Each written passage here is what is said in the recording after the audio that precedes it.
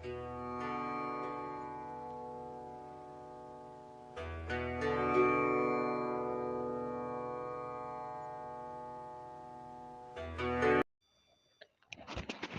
कृष्णा।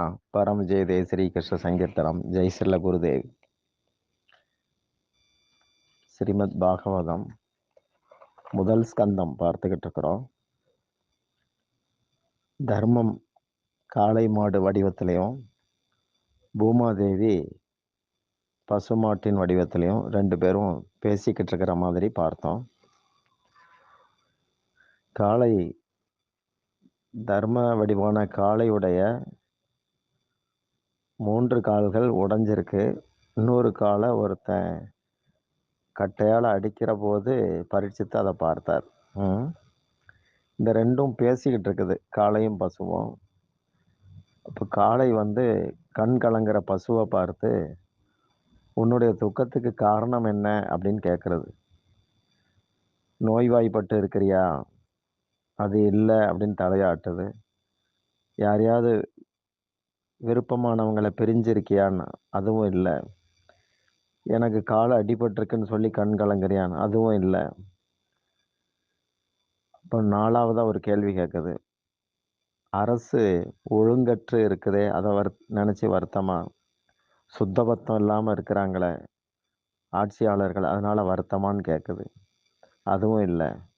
இப்போ நாட்டில் பசி பஞ்சம் அறிகுறிகள்லாம் உண்டாயிருக்கு, அதனாலயானா அதுவும் இல்லை.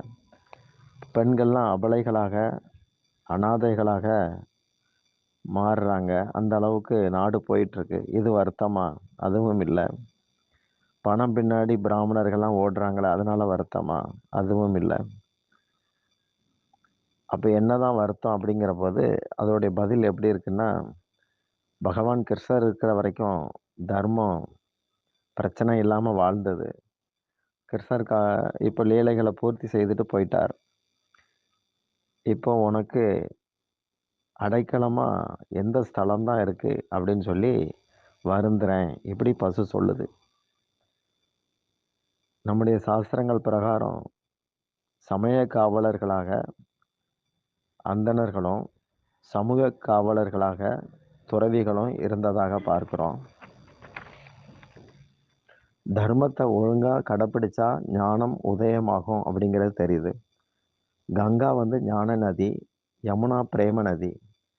தர்மம் அப்படிங்கிற காளை மேலே சிவபெருமான் அமர்ந்து இருக்கிறார். அவருடைய தலையில் ஞான கங்கா இருக்கிறாங்க. தர்மத்தை பிரதிநிதிக்கிற காளை மாட்டோடைய 4 பாதங்களாக வாய்மை, தவம், தயை, தூய்மை இதெல்லாம் இருக்குது. இந்த 4 பலத்தில் 4 பாதங்களும் இதோடைய பலத்தில் தான் தர்மம் நிமிர்ந்து நிற்கிறதாக சொல்கிறாங்க. சத்தியோகத்தில் 4 கால்களும் நல்லா இருந்தது. திரேதாயுகத்தில் 3 கால், துவாபர யுகத்தில் 2 கால், கலிகாலத்தில் ஒரே கால். இப்போ தர்மம் எழுந்திருக்க திண்டாடுது. வாய்மை அப்படிங்கிறது உண்மையை குறிக்கும். வாய்மையை வெல்லும்னு சொல்கிறோமே, அது சத்தியத்துடைய மறுபெயர். இறைவனும் சத்தியமும் வேற வேற அல்ல. அதான் பாகவதம் ஆரம்பத்தில் சத்தியம் பரம் தீமையை அப்படின்னு வருது. சத்தியத்தை தியானிப்போம். சத்தியத்தில் நிற்கிறவன் கண்டிப்பாக பரோபகாரியா, புண்ணியவானா, உலகத்துக்கு நன்மை தர்றவனா, உண்மை பேசுகிறவனா இருக்க முடியுது. அடுத்து தவத்தை பற்றி பார்க்கும்போது, தானாக முன்வந்து உடல் வருத்தங்களை ஏற்றுக்கிறது தவம். சுகத்தை விரும்பும் அளவு யாரும் உடல் வருத்தத்தை விரும்ப மாட்டாங்க. துன்பங்களை சகிக்கிறதும் இறை ஆராதனை தான்.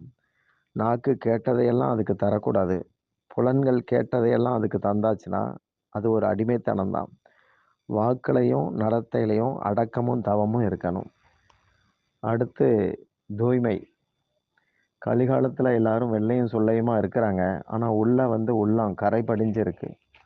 துணி கரைகளை போக்குறதுக்கு பல யோசனைகள் இருக்கு. ஆனால் இதே கரை நீங்க நாம ஜபம் மட்டும்தான் பாதை. அது ஒன்று தான் வழி. மனசில் தான் கரை குவிஞ்சு இருக்கு. ஜீவன் இறக்குற போது துணிமணியோ பொருட்களோ உடலோ அத்தனையும் விட்டுட்டு தான் போகிறான். ஆனால் கரை படிஞ்ச மனசு கூடவே போகுது. கூட வராத அத்தனையும் பராமரிச்சுட்டு கூட வரக்கூடிய மனசை கண்டுக்காமல் இருக்கிறாங்க. நாமம் தான் மன சுத்தத்துக்கு அஸ்திவாரமா இருக்கு. மனம் ஒரு கண்ணாடி. கண்ணாடி மாசடைஞ்சிருந்தா முகத்த பார்க்க முடியாது. அதுபோல மனசு மாசடைஞ்சிருந்தா அகத்த பார்க்க முடியாது அப்படிங்கிறது கருத்து. அடுத்து தயை. காளை மாட்டோட 4வது பாதம் இது. உணர்வில் இருக்கிற பரோபகார சிந்தனை. இதுதான் தயை. கீதையின்படி தனக்காக மட்டுமே சமைச்சு சாப்பிடுறவன் பாவத்தை தான் உண்கிறான் அப்படிங்கிறார். தான் உடுத்து எப்படி உடுத்துறோமோ அப்படி இல்லாதவங்களுக்கும் உடுத்துறதுக்கு தரணும். தேவர்கள் முதற்கொண்டு எல்லா ஜீவராசிகளும் பரோபகாரமாக தான் வாழ்ந்துக்கிட்டு இருக்காங்க. மனுஷன் மட்டும்தான் அப்படி இல்லைங்கிறதுனால தர்மம் அப்படிங்கிற வடிவத்தில் தயை வந்து நமக்கு உபதேசிக்கப்படுது. இந்த 4 பாதங்களில் மிக முக்கியமானது வாய்மை. மகாபாரதத்தில் இதை பற்றி ஒரு சின்ன கதை உண்டு. சத்யதேவன் அப்படின்னு ஒருத்தன் இருந்தான். அவன் காத்தால வீட்டில் நின்றுக்கிட்டு இருக்கிற போது வீட்டை விட்டு ஒரு பெண் வெளியேறத பார்த்தான். யாரம்மா நீன்னு ஆச்சரியமாக கேட்டான். நான் தான் லக்ஷ்மி அப்படின்னு சொன்னான். அப்போ கொஞ்சம் பொறுத்து இன்னொரு புருஷன் வெளியே வாரான். அவன் சொல்கிறான், என் பேர் தானம், லட்சுமி இல்லாத இடத்துல நான் இருக்க முடியாதுன்ட்டு போகிறான். 3வது ஒருத்தன் வந்தான். என் பேர் நல்லொழுக்கம் அப்படின்னு சொன்னான். லட்சுமியும் தானமும் இல்லாத இடத்துல நான் என்ன பண்ணுறது அப்படின்னு கிளம்புறேன் இப்படி சொல்கிறான். 4வதா புகழ் அப்படிங்கிறவன் வெளியேறான். எங்கே லக்ஷ்மியும் தானமும் ஒழுக்கமும் இல்லையோ அங்கே நானும் இருக்க முடியாதுன்னு சொல்கிறான். இன்னும் கொஞ்ச நேரம் கழித்து இன்னொருத்தன் கிளம்புறான். நான் தான் வாய்மை அப்படின்னு அறிமுகப்படுத்துகிறான். லக்ஷ்மி தானம் ஒழுக்கம் புகழ் இல்லாத இடத்துல நான் எப்படி இருக்க முடியும், அவங்க போன இடத்துக்கு நானும் போகிறேன்னு சொல்கிறான். அப்போ சத்தியதேவன் அதை தடுக்கிறான். நான் எப்போவுமே வாய்மை இந்த உண்மைங்கிறத கடைப்பிடிச்சு வரேன். உங்களை நான் கைவிடாத போது என்ன நீங்கள் கைவிடலாமா? உங்களை என்னோட வச்சு இருக்கிறதுக்காகவே மற்ற அனைத்தையும் நான் திறந்தேன். இதனால் உங்களை நான் போக விட மாட்டேன் அப்படிங்கிறான். அவனுடைய வேண்டுதலை பார்த்து வாய்மை அங்கே தங்க முடிவெடுத்தது. இதனால் லக்ஷ்மி அப்புறம் தானம் ஒழுக்கம் புகழ் எல்லாம் வெளியே போனவங்கெல்லாம் உள்ளே வந்துட்டாங்க. வாய்மை இல்லாமல் இதுகளெல்லாம் வீண் அப்படிங்கிறது தெரியுது. எது போனாலும் உண்மையை தக்க வைக்கணும், வாய்மை தான் ஜெயிக்கும் அப்படிங்கிறது கருத்து.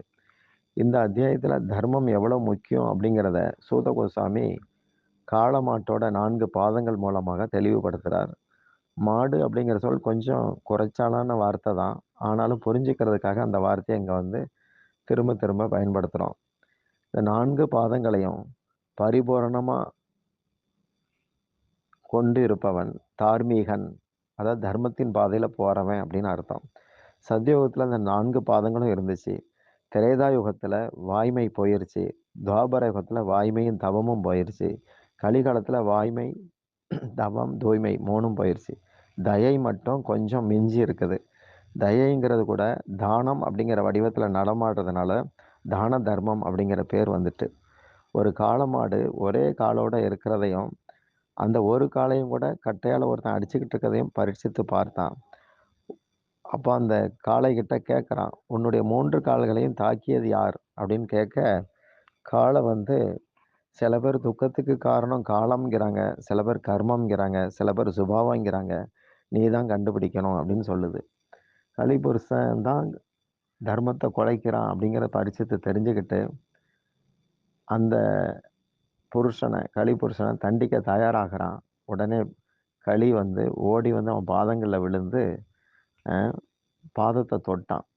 இதனால் பரீட்சத்துக்கு அவனுடைய ஸ்பரிசத்தால் புத்தி பேதலிக்க ஆரம்பிச்சது. நாம் வந்து யாரை தொடுறோமோ அவங்க மனப்பாங்கு நம்ம உடம்புக்குள்ளே நுழைஞ்சிரும். எந்த மனுஷனுடைய குணத்தையும் நடத்தையும் நாம் அறிய மாட்டோமோ அவங்கள நாம் ஒருபோதும் தொடக்கூடாது. பரீட்சித்து மன்னனை கலிபுருஷன் தொட்டதும் அவனை தண்டிக்காமல் தயை காட்டினான் பரீட்சித்து.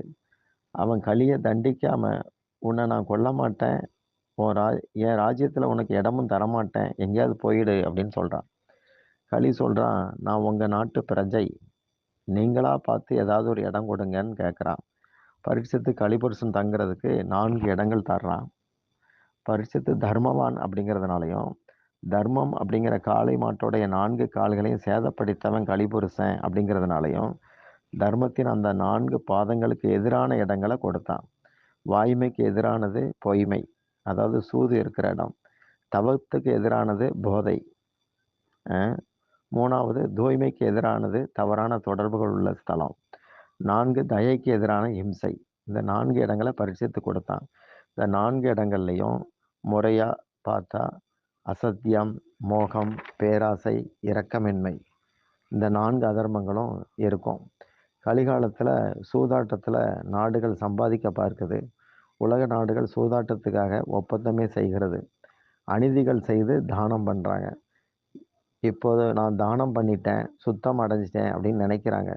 இதுக்கு சனாதன தர்மத்துல சம்மதம் இல்ல. மறுக்கப்பட்ட பொருட்கள உண்றது, அடுத்தவங்கள நோகடிக்கிறது, இதுகள் கூட கலிபுருஷனுடைய அடையாளங்கள் தான்.